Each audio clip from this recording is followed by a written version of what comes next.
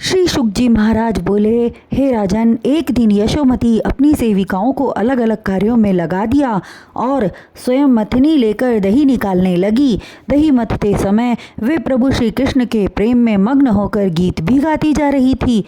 मथानी चलाने से उत्पन्न हुए शब्द को सुनकर पालने में सो रहे कान्हा की आंख खुल गई और वे मैया मैया कहकर पुकारने लगे। उनकी आवाज़ सुनकर यशोदा जी दही मथना छोड़कर उनके पास गई और स्तनपान कराने लगी। जब वे कन्हैया को दूध पिला रही थी, उसी समय अंगीठी पर रखा दूध उबलकर बाहर गिरने लगा, जिसे देखकर कन्हैया को गोद में से उतारकर यशोदा जी दूध उतारने चली गई। यशोदा जी के चले जाने से कन्हैया जी रूठ गए और क्रोधित होकर दही की मटकी को फोड़ डाला तथा उखल पर चढ़कर माखन की मटकी को ऊपर लटक रहे छींके से नीचे उतार लिया और सारा माखन फेंक फेंक कर बंदरों को खिलाने लगे। हे परीक्षित, दूध उतारकर जब यशोदा जी वापस आई तो दही माखन की फूटी हुई मटकियां देखकर क्रोधित होकर कन्हैया को ढूंढने लगी। उधर वे अपने सखाओं में माखन बांट बांट कर खा रहे थे।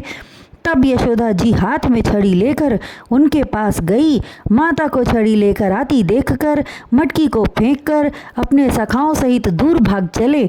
यशोदा उन्हें पकड़ने के लिए उनके पीछे पीछे दौड़ने लगी, किंतु उन्हें पकड़ न पाई। जब यशोदा जी दौड़ते दौड़ते थक गई, तब माता को दुखी देखकर श्री कृष्ण जी स्वयं उसके पास जाकर खड़े हो गए।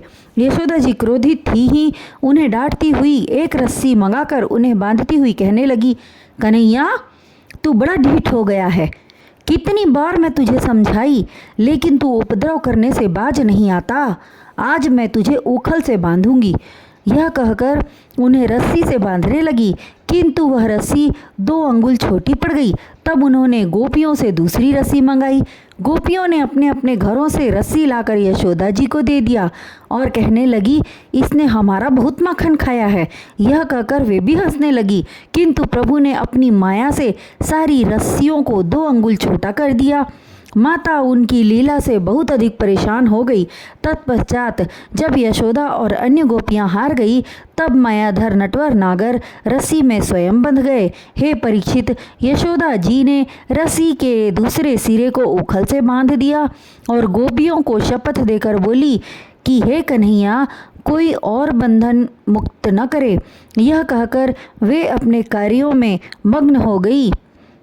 उधर बलदाऊ को जब कन्हैया के बांधे जाने का समाचार मालूम हुआ, तब वे आकर माता यशोदा से अनुनय विनय करने लगे, किंतु यशोदा ने उन्हें बंधन मुक्त न किया।